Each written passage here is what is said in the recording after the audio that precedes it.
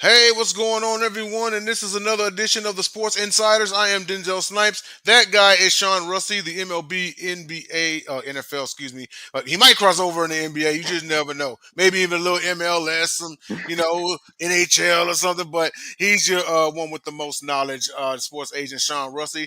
And before we get started, just want to invite everyone to follow us on all of our great platforms. We are on Facebook. We are on X. We are on Instagram. We're also on TikTok. We have not one but two accounts on TikTok at Sideline Sports and Sideline One Sports. Sideline One Sports is run by our guy Jacob Christner. So go and follow him with all of his great takes, and then also, of course, the other Sideline Sports TikTok with all of the rest of our great takes as well. But follow us on all of our social media channels. It's down at the bottom at Sideline Sport One.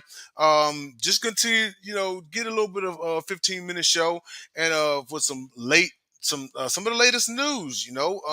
So before we get started, how you doing there, Sean? No, everything's good. No, it's funny you bring up hockey because I wanted to do that, but it's actually 90% Canadian agents, and it's a whole different process than any other sport that has an Oh agent. wow. Go figure. But Oh I man, actually really crazy. wanted to do that because I'm big into hockey, but it's a different process. They got their own golden door up there. Hey, maybe you should just move north of the border and maybe that'll get your foot in the door. Yeah. I mean, Canada's almost like America, so yeah. But getting started on things, as far as the headline goes, the sale of the Lakers. The Los Angeles Lakers sold for a record $10 billion. Could you imagine that? So as of December of 2024, the only team with the higher value is the Dallas Cowboys at 10.1 billion. Sean, you want to take us into some of the intricate details behind the sale? Yeah, I mean, it was really a shock because everybody kind of just felt like the Bus family's just going to be entrenched there for, at least another decade or so. No one really heard that they were trying to move the team. But I think in this day and age, what we're seeing in the sports market with teams is you're getting these group of investors that aren't just investing into one team. They want two teams, and then they want a soccer team.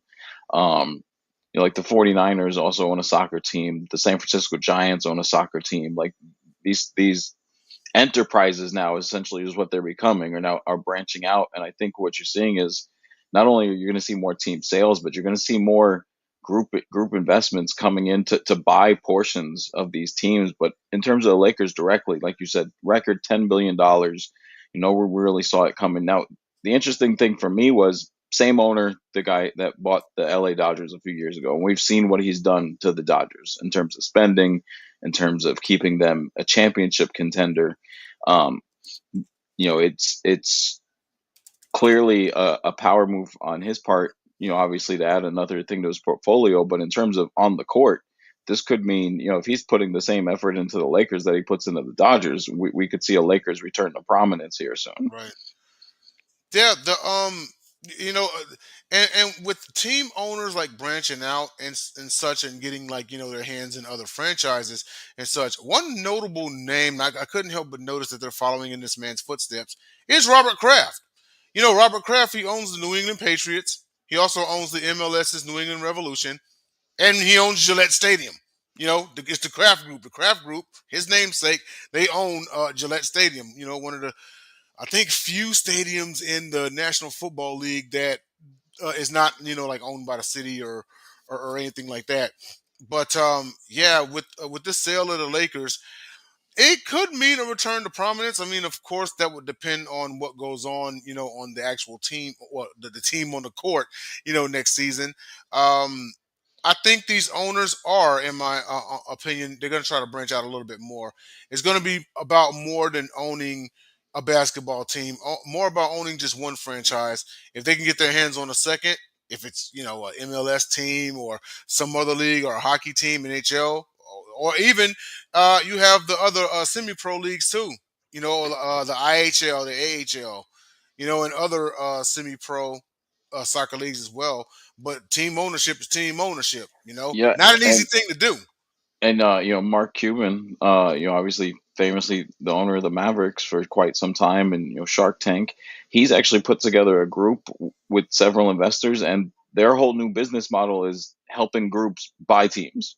So he's Yeah, already ahead of this curve of he could see this, coming. And Cuban usually is ahead of the curve in terms of trends in the market, especially in the sports market. And you can kind of see it between the media deals, between the multiple owners, between selling little chunks, 10%, 20% here and there. You can kind of see, where it's going, and it's a lot of money flowing around. The interesting thing I thought, especially given the New York market, not necessarily compared to LA, but compared to Dallas, no New York team clocked in at over $8 billion, all $7.5 billion valuations. that's a shock. Wow. And Especially figure the Yankees. I could see maybe the Knicks and Mets have struggled the last 10 years, and that does go in part of the franchise value is their performance. But I was shocked that the Yankees were not at that 10 billion mark. yeah, huh? Yeah, indeed. It's real funny with ownership, and I'm going a little bit outside of sports here. I always kind of saw just throughout time what one of the benchmarks was as far as ownership. Ted Turner.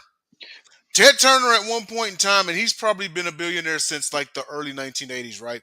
He was the owner of the Atlanta Braves, Hmm. World Championship Wrestling, The Hawks. CNN, TNT, the Atlanta Hawks, TBS.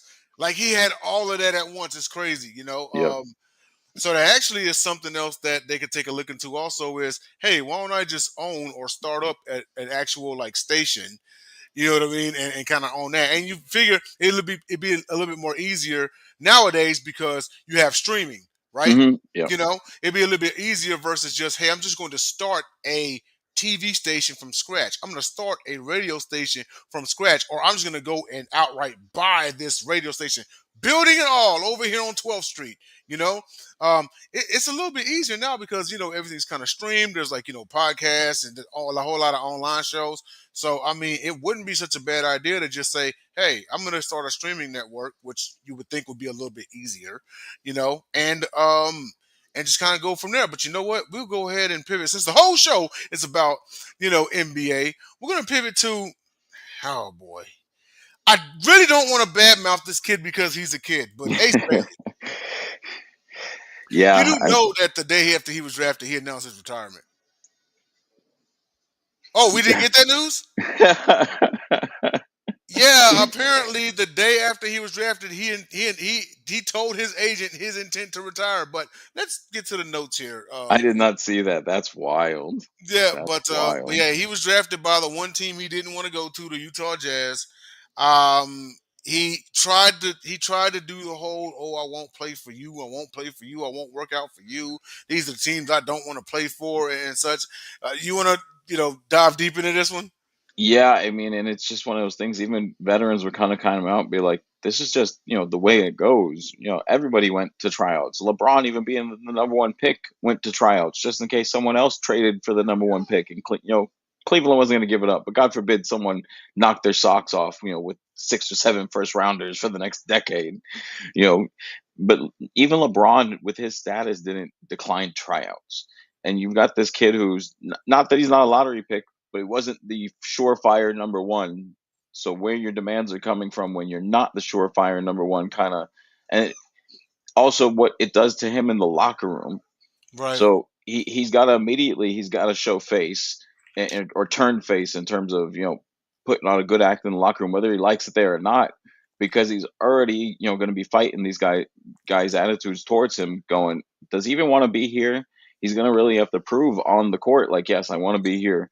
And even if he doesn't really want to be there and he wants to leave after his rookie deal is over, he can't go on the court and tank it.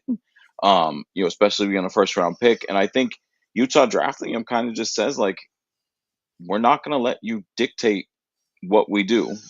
You fit our squad. You're going to come play for us. That's why we have a draft. Right. We've seen it in football a couple times with high end quarterbacks.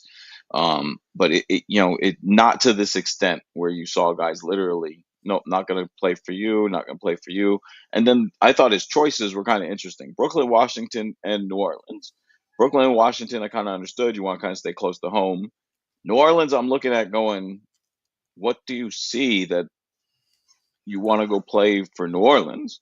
And I Because just a wild guess, but of the three, New Orleans is probably the closest to the postseason than the previous two.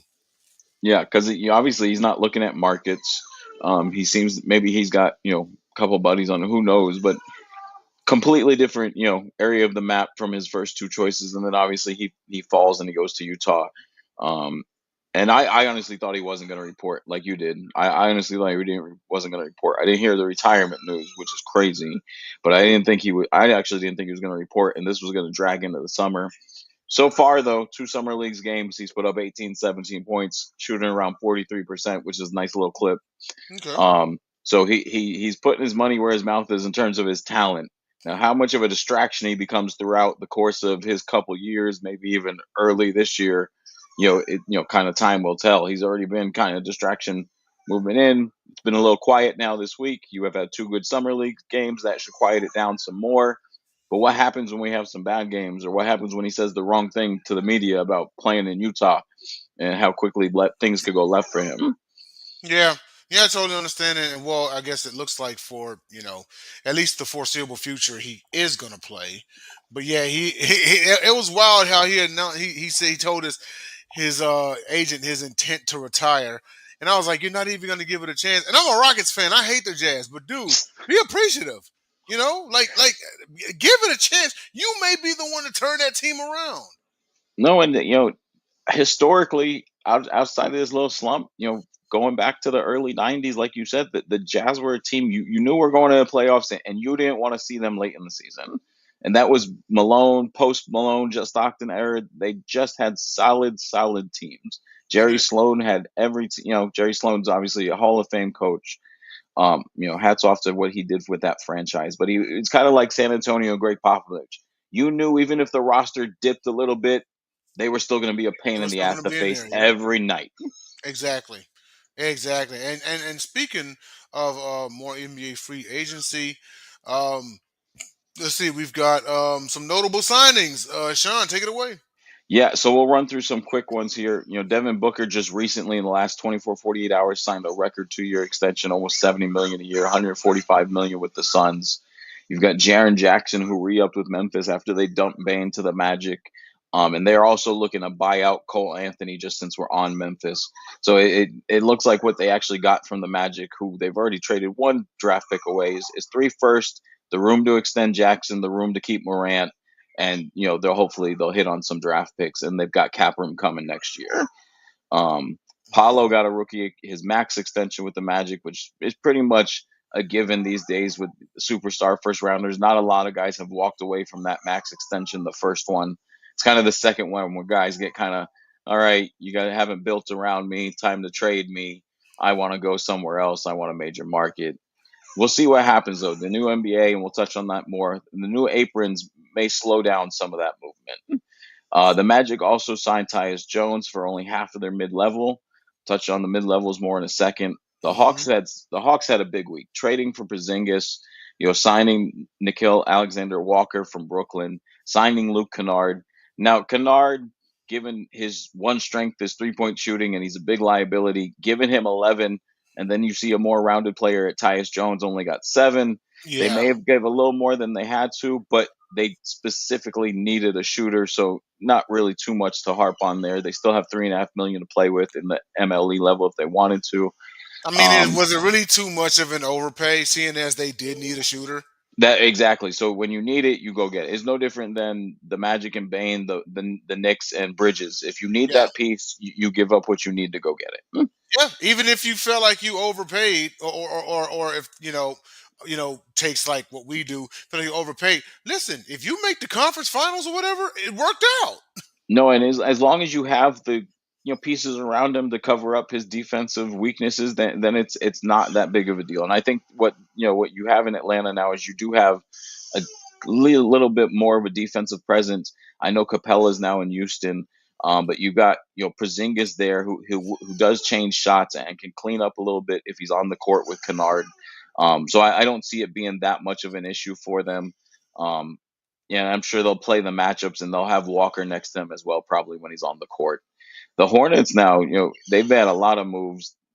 They did add Colin Sexton via trade and Spencer DeWindle via free agency. So looks like Sexton will probably back up, Lamelo, and DeWindle will probably play next to him. So they've got almost a whole new backcourt there.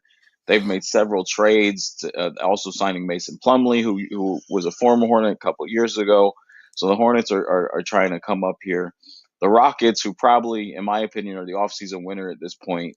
Obviously, the big Durant trade, but then also to get Finney Smith after he was bought out, and then to get Capella and kind of uh, solidify the bench there. Those are two big signings. If Durant plays the way he's played after having kind of an average year for Durant, Houston's going to be some problems this year. Yeah, Um, Go ahead. at first I was kind of scratching my head at the Capella one. Capella being back in Houston, essentially. Um, but I was like, you know what? Well, maybe it's because because we just signed Steven Adams to that extension, and we also got Sengun. Yeah, and I think you're looking at maybe 8 to 12 minutes. You're not asking him to play 20 minutes anymore. True. 8 to 12 solid minutes. If he can kind of play that Dwight Howard Laker role, just come in, beat people up. They're not looking for scoring from him. Come in, rebound, block shots, make a difference on the defensive end. Make sure guys aren't going to be just driving to the basket on us. Because obviously we know that there's some defensive weaknesses in the front court now, given the maneuvers they had to make and the pieces they had to give up to get Durant. So that you got to have some guys back there to kind of clean that up.